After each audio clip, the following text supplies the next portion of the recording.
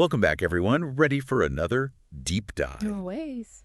Today, we're going beyond those sensational headlines you see. We're going to explore the world of, well, notorious female criminals. Oh, interesting. We dug up a ton of fascinating stuff, historical accounts, some investigative journalism pieces, even some encyclopedic entries. Wow, that's quite a mix. So what's the plan here? What are we hoping to find out?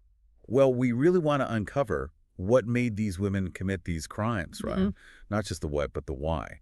And also, what kind of impact did they have? I mean, they did change society in some ways. Yeah, definitely. It's gonna be fascinating to really dig into the nuances of all these cases, going beyond just listing off what they did and really understanding the context of their actions. Exactly. And, it's amazing the variety of crimes that we found in our research. Oh, I bet. I mean, for instance, the case of Miyuki Ishikawa, the demon midwife from Japan. Uh-huh. Just shocking. Imagine over 100 babies. Oh my goodness. It's hard to comprehend. Yeah, and what's striking about that case about Ishikawa is that her defense wasn't like, rooted in insanity or just pure evil. She actually claimed to be providing a service. Can you believe that? A service for these poor families and impoverished families who just couldn't afford another child in post-war Japan. It was a really difficult time. I can see that. And it forces us to kind of ask ourselves, like, where does individual accountability begin, right? When you have all these societal pressures that are so immense. That's such a good point. And it's something that we see throughout all these different sources, this kind of tension between individual choice and societal pressures. Yeah. Take Amelia Dyer, for Yeah. example. She was this Victorian-era baby farmer. She was convicted of murdering hundreds of infants. Hundreds. These babies were entrusted to her care, and Oh, it's heartbreaking. it's horrifying. And Dyer's case wasn't just about this one woman's cruelty, right? It really kind of exposed this whole horrifying reality of baby farming, this whole system where infants were often neglected or even killed just for profit. It's awful. That is. But, there's a silver lining to all this, I guess you could say. This case, it was actually a catalyst for some legal reform, That's good. Yeah, it led to greater oversight of child welfare practices. It's so important. Because, it's not enough to punish the individual. You have to address the societal conditions that allowed this to happen in the first place. Absolutely.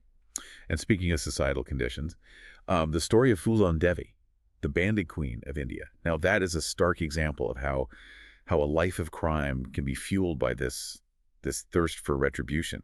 She was fighting against a system that had completely failed to protect her. Yeah, and Devi's case is so fascinating because she kind of became this folk hero to some, a symbol of resistance against all this oppression. But then others saw her as just this ruthless criminal.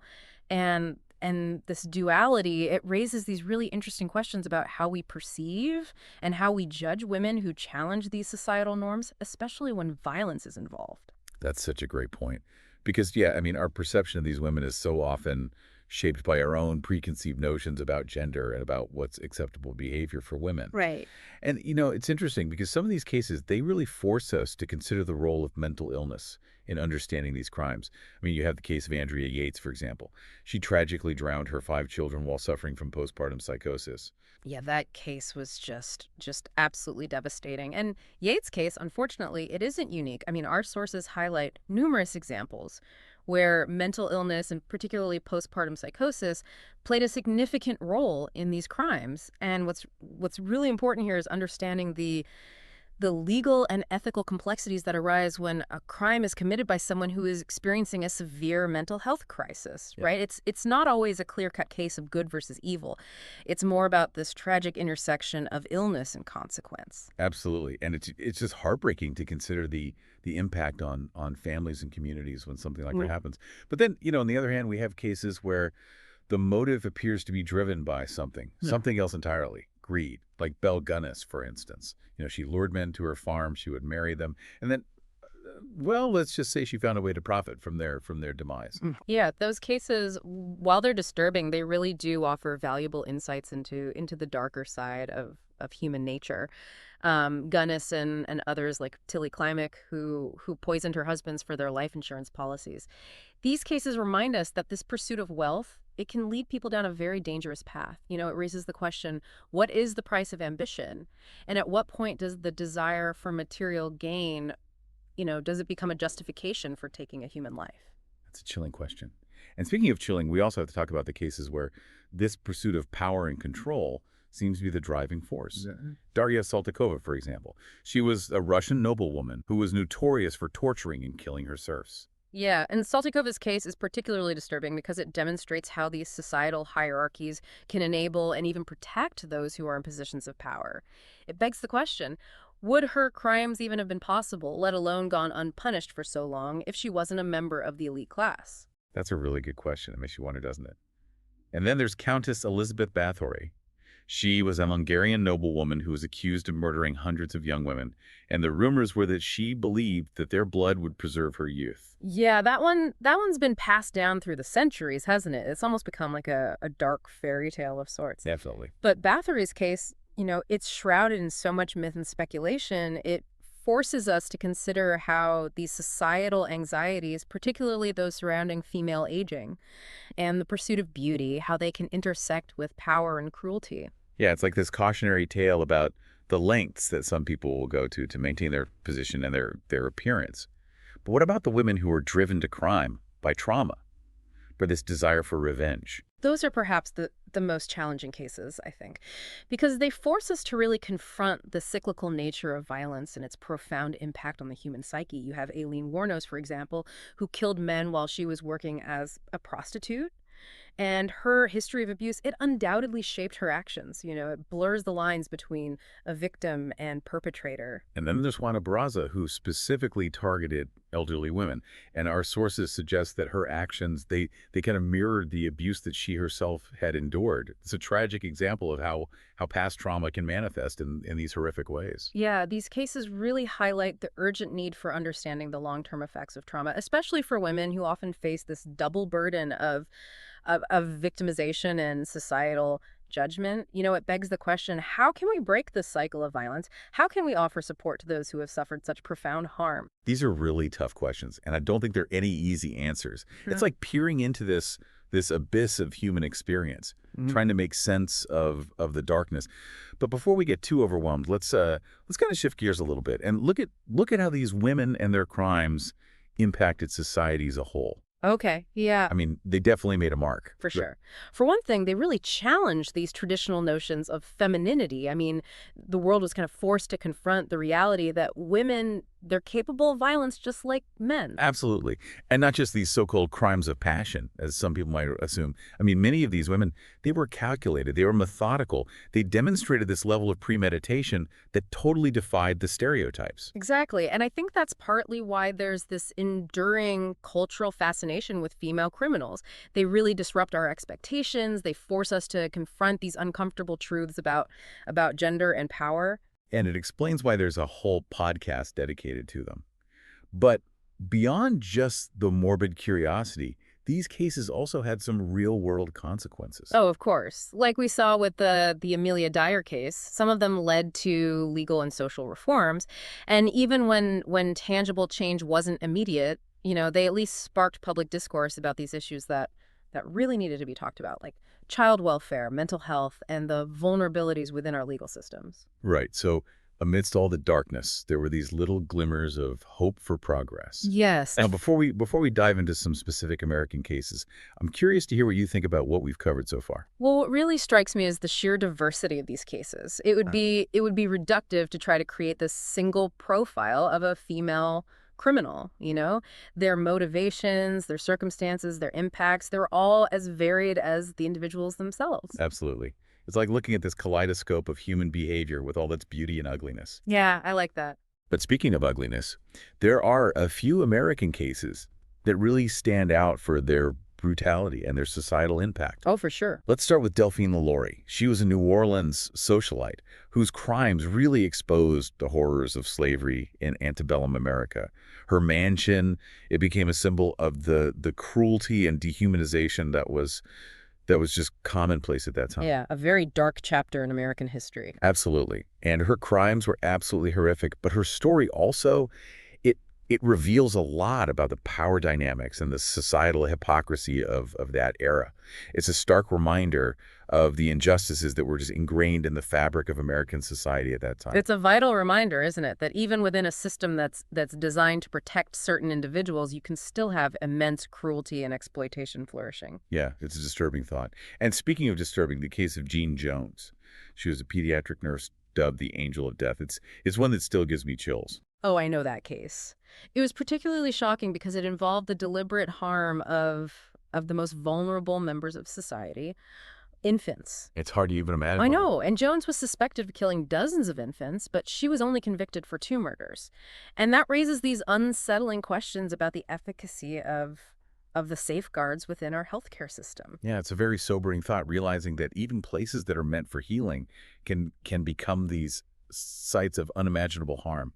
And then there's the twisted tale of Gwendolyn Graham and Catherine Maywood. They were nursing home aides who turned murder into this horrifying game. Yeah, that case really explored this dark side of intimacy and how a shared desire for thrills combined with this complete disregard for human life can lead to these horrific acts. It also raises questions about how institutional settings like nursing homes can become breeding grounds for abuse if you don't have the proper oversight. It's a terrifying reminder that evil can lurk in the most unexpected places. And finally, we can't forget the Manson family. I mean, this is one of the most infamous cults in American history. And while Charles Manson was the mastermind, women like Susan Atkins, Patricia Krenwinkel, and Leslie Van Houten, they played a key role in the cult's gruesome crimes. Yeah, the Manson family case, it's captivated and horrified the public for decades. And what's particularly disturbing is how Manson used manipulation and charisma to really exploit the vulnerabilities of these young women. He turned them into instruments of his twisted vision. It's a stark reminder of the dangers of cults and the enduring power of manipulation. Yeah, it's a chilling thought, realizing how easily individuals can be drawn into these dangerous ideologies. It's a reminder that critical thinking and discernment are essential tools, especially in a world where information, both accurate and misleading, is so readily available. Yeah, it is incredible how some of these cases, like the Manson family, they capture our collective imagination for decades. But shifting focus a little bit, our sources took us on this global journey exploring female criminality across different cultures, different continents. Yeah, that global perspective is really essential, isn't it? It allows us to see how societal norms, and opportunities or the lack of opportunities can shape the whole trajectory of a person's life and sometimes, unfortunately, leading them down a criminal path. Absolutely. I mean, take, for example, the story of Enedina Arellano Felix. She was the alleged head of the Tijuana cartel. I mean, you talk about shattering any notion of organized crime being a man's world. Right. Felix's story it's such a powerful example of how a woman can rise to power even in the most dangerous and the most male-dominated environments. I mean, her ruthlessness and her business acumen, they were legendary, made her a really formidable figure in the world of drug trafficking. Talk about breaking barriers, but in a terrifying way.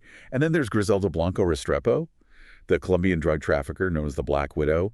I mean, her alleged involvement in over 200 murders is just, I mean, it's staggering. Yeah.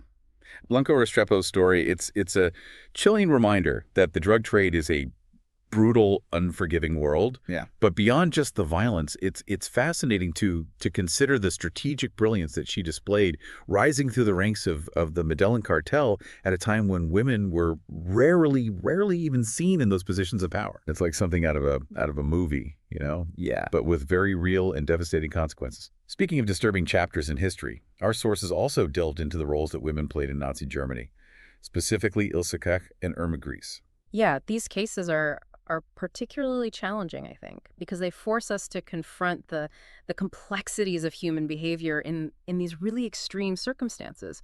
Koch, who is known as the bitch of Buchenwald, and Gries, who participated in the selection of prisoners for the gas chambers, they weren't just, blindly following orders. I mean, they exhibited this level of cruelty that went way beyond mere compliance. Yeah, it's a chilling reminder that evil can be found in anyone, regardless of gender or social standing. These women, they were active participants in a horrific regime. Mm-hmm.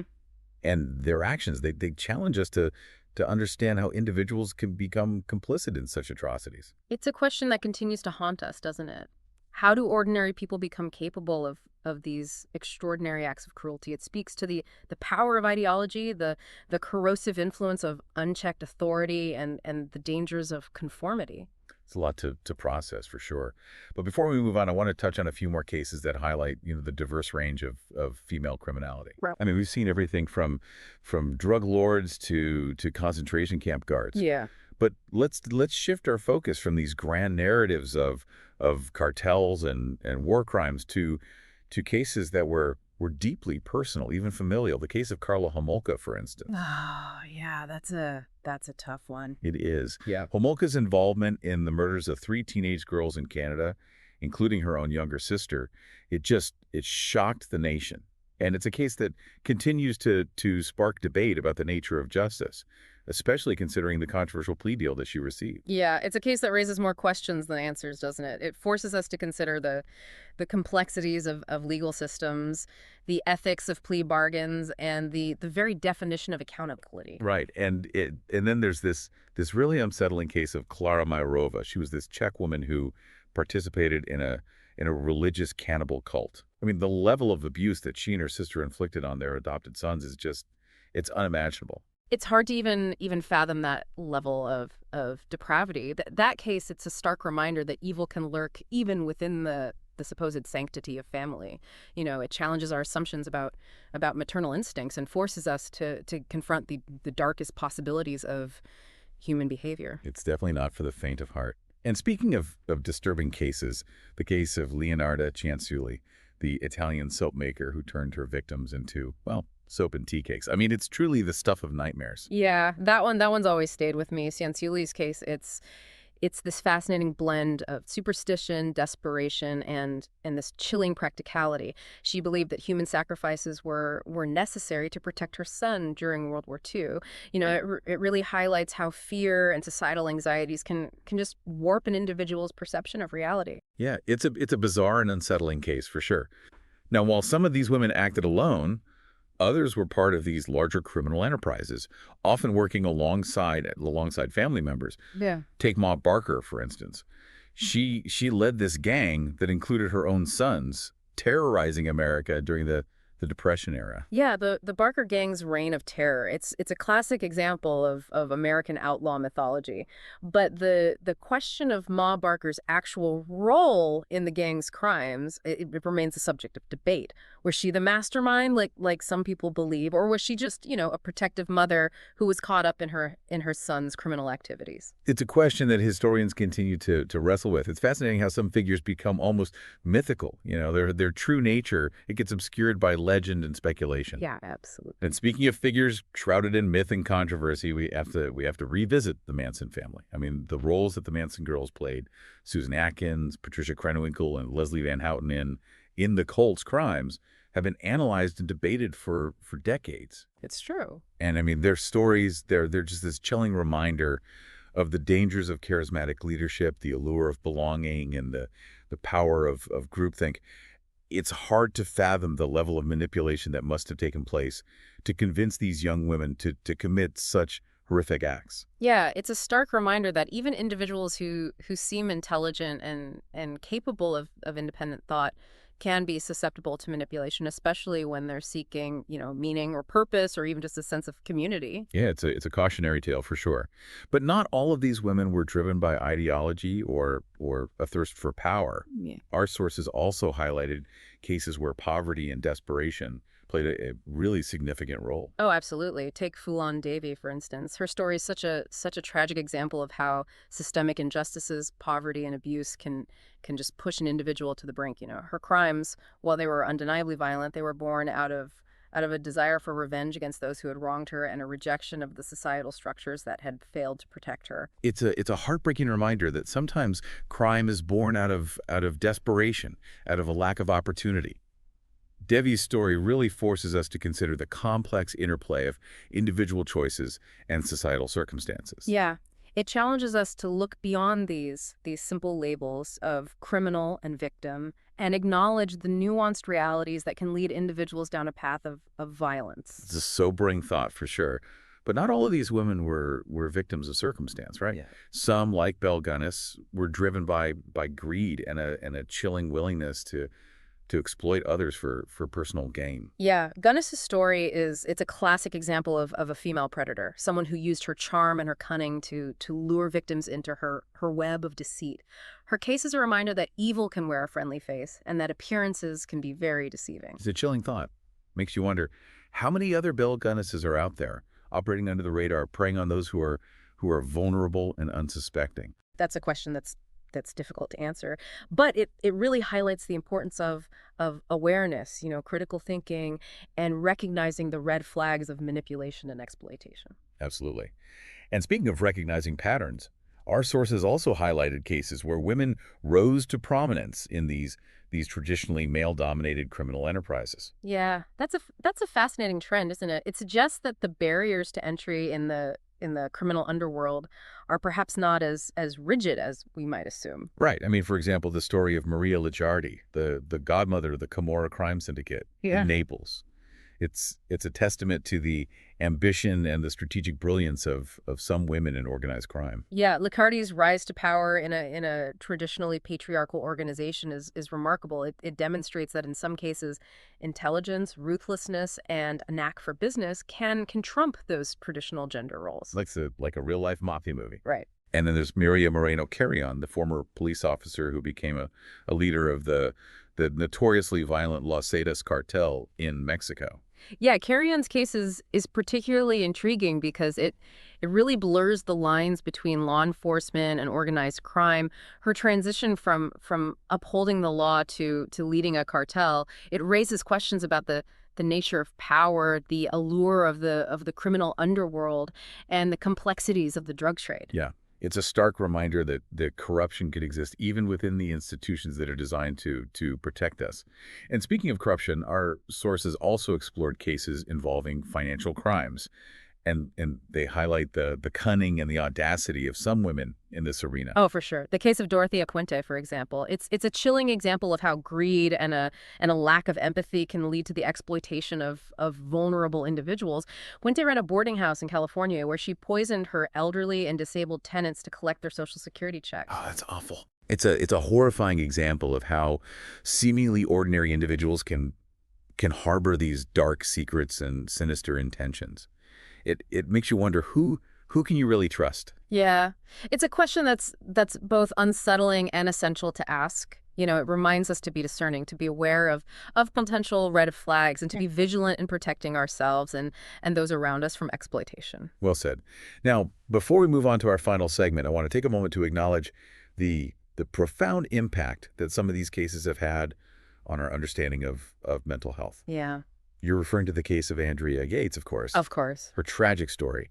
It sparked this national conversation about postpartum psychosis and the desperate need for mental health resources for new mothers. Right. And Yates's case was a heartbreaking reminder that sometimes criminal acts are not born out of malice or greed, but from a place of profound suffering and mental illness. It forced us to confront the limitations of our legal system in addressing cases that involve mental illness, and really highlighted the urgent need for greater awareness, compassion, and support for those who are struggling with mental health challenges. Yeah, it's a conversation that continues to this day Yeah. as we grapple with the complexities of mental health and its intersection with the criminal justice system. Yeah. It's a reminder that empathy and understanding are essential both in our personal lives and in shaping public policy. It's a powerful message for sure. Hmm. Now, as we delve into our final segment, I'm curious to hear your thoughts on the broader themes that have emerged from our exploration of these fascinating and often disturbing cases. It's really amazing, isn't it, how these cases, they span centuries and continents, but they can reveal so much about human nature, Yeah. about societal structures, and even the very definition of justice. As we reflect on this whole journey through the world of female criminals, what stands out to you the most? Well, I think what strikes me is just the sheer complexity of of these stories. It would be so easy, to just categorize these women as simply evil or mad. But I think that would be a gross oversimplification. Their motivations are as diverse as their backgrounds. They range from desperation and poverty to a thirst for power and control. It's like we've peeled back the layers of history and we found this kaleidoscope of human experience with all its beauty, its darkness, its contradictions. Exactly. And while their crimes were often horrific, we have to remember that these women were also products of their time, products of the social structures that shaped their lives. That context is so crucial, isn't it? I Mm. mean, it's easy to judge from a modern perspective, but understanding the societal norms, the opportunities and the limitations that these women faced, it's essential to really grasping the complexities of their choices. Absolutely. For instance, the case of Rosemary West, one of Britain's most notorious serial killers, it really highlights how societal perceptions of women and domesticity can mask this horrifying reality. Along with her husband Fred, she created this house of horrors. They preyed on young women and buried their remains in their seemingly ordinary home. It's a stark reminder that evil can lurk behind this facade of normalcy, that even within these seemingly loving relationships, a terrifying darkness can fester. And then there's Nanny Doss, the American serial killer known as the giggling granny. Her case is a fascinating study in psychopathy. It demonstrates how the seemingly harmless, even jovial exterior can conceal a deeply disturbed individual who's capable of unspeakable acts. It's chilling to realize that someone like Doss could operate within a community seemingly unnoticed while perpetrating such heinous crimes. It really challenges our assumptions about who we can trust and how easily evil can disguise itself. Absolutely. It underscores the importance of awareness, intuition, and recognizing red flags, even in those we perceive as harmless or trustworthy. Yeah, it's a good point. Now, while many of these cases involved extreme violence and brutality, we also encountered stories where the crimes, while still reprehensible, were driven by desperation, Yeah. by this desire to escape poverty. Oh, absolutely. Take Velma Barfield, the death row granny, for example. Hmm. Her case highlights the devastating impact of poverty and how it can lead individuals to make really unthinkable choices. While her actions can't be condoned, understanding the circumstances that drove her to poison several people, including her own mother, it adds a layer of complexity to the narrative. It's a tragic reminder that not all criminals are motivated by malice or a thirst for power. Sometimes their crimes are born out of desperation, a lack of opportunity, and the crushing weight of circumstances that are beyond their control. It's a sobering thought for sure, and it challenges us to consider the systemic factors that contribute to crime and to approach these issues with a greater understanding of the nuanced realities that can lead individuals down a criminal path. Yeah, well, as we wrap up this deep dive, I'm curious to hear your final thoughts on what we've learned from exploring the lives and crimes of these notorious women. What I find most compelling is that their stories, while often horrific and disturbing, they offer this unique window into the human condition. They challenge us to confront uncomfortable truths about ourselves, about our societies, and about the very nature of good and evil. It's been a fascinating and at times unsettling journey, but one that's left me with a deeper understanding of the complexities of human behavior, the enduring power of circumstance, and the importance of seeking justice while also acknowledging the nuances of individual stories. I couldn't agree more. And as always, I encourage our listeners to delve deeper into the sources we've explored, to continue asking questions, and to engage in thoughtful discussions about these challenging and important topics. Absolutely. Be sure to check out the show notes for links to all the sources we've used in this deep dive. And remember, the exploration doesn't end here. Keep diving deep, keep questioning, and keep seeking knowledge wherever it may lead you. Until next time.